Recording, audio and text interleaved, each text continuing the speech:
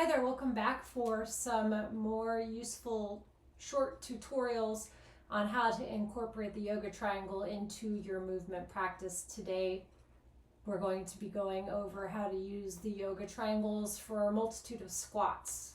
The first squat that we'll be exploring is known as the yogi squat or malasana, and usually in this variation, if your heels don't touch to the ground, you're kind of in this position, hovering and floating. So the yoga triangles fit very nicely under the heels. You'll take the long flat side, the landmark side, down to the mat.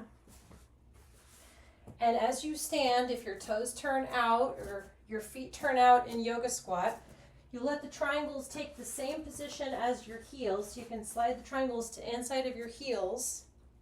Elevate the heels, so keeping the balls of the feet on the ground, and then lower down into your yogi squat. And the triangles fill in that floating gap between the heels and the ground. This can be really nice for people who have discomfort in the arches of their feet or feel unstable in yogi squat.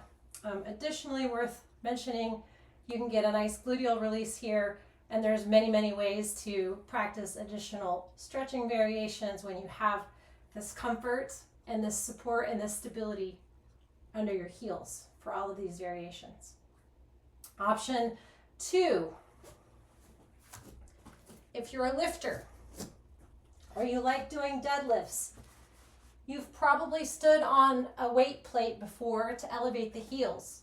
So you can bring your triangles together with the long flat side or your landmark side down, and you can separate them as wide as you need for your feet. Again, elevating the heels, balls of the feet on the ground. And you have a lift for engaging the glutes on the way up. You can also do assisted squats this way, and you can really drive into the foam of the triangle to engage the glutes on the way up. These are all really useful, helpful ways to explore incorporating the triangles into squats. So I hope this has been helpful, and thank you so much. Keep on checking back.